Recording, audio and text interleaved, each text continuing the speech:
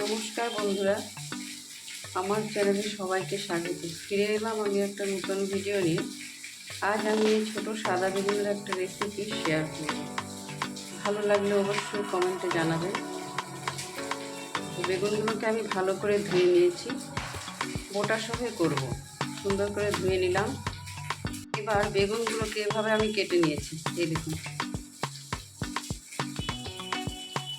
এইভাবে বেগুনগুলোকে কেটে নিলাম। এবার এতে হলুদ আর নুন মাখিয়ে নেব।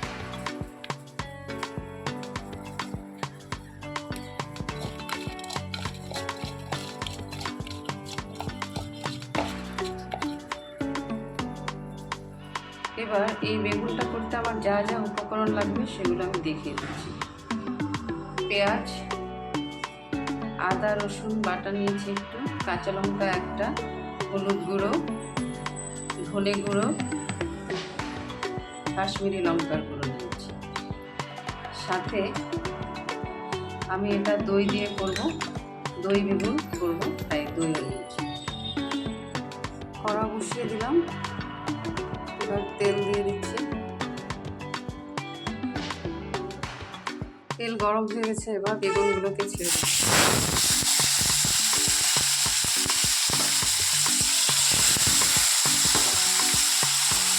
বেগুনগুলোকে খুব ভালো করে ভেজে নেব, মিডিয়াম আঁচে রেখে সুন্দর করে ভেজে নেব। আঁচটা কমিয়ে ঢেকে দিচ্ছি, একটু সময়ের জন্য ঢেকে দিচ্ছি।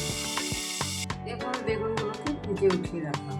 এবার একটু কালো জিরে ফোড়ন দেবো, একটা কাঁচা লঙ্কাও দিয়ে দিচ্ছি।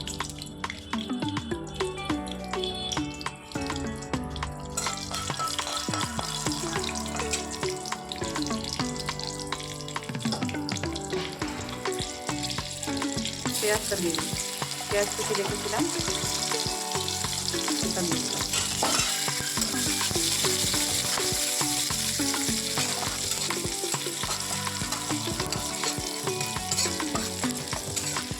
একটু ভাজা হয়ে গেছে, কাঁচা ভাগ চলে গেছে। এবার আদা রসুন বাটাটা একটু দিয়ে দিলাম।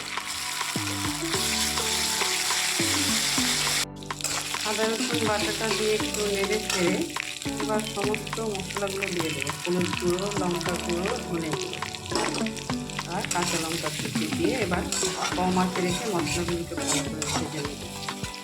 মশলাটা একটু একটু করে জল দিয়ে একটু সময় নিয়ে কষাবো।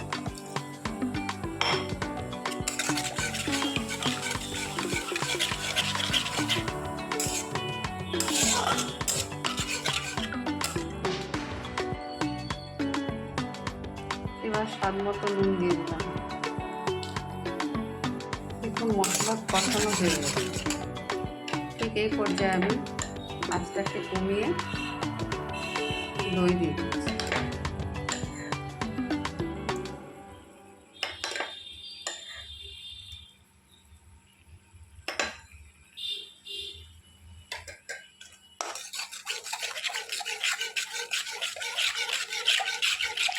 এইভাবে আঁচ কমিয়ে রেখে এটাকে একটু নেড়ে নেব, দই দিয়ে একটু কষিয়ে নেব।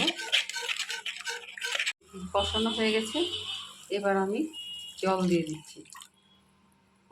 জল দিলাম, গরম মশলা দিয়ে দিচ্ছি একটু,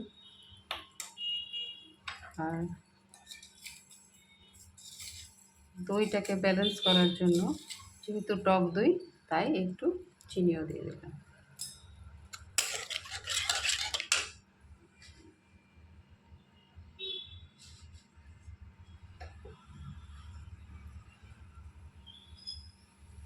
এবার এটা ফুটে উঠেছে, এবার আমি বেগুনগুলো সব দিয়ে দিচ্ছি।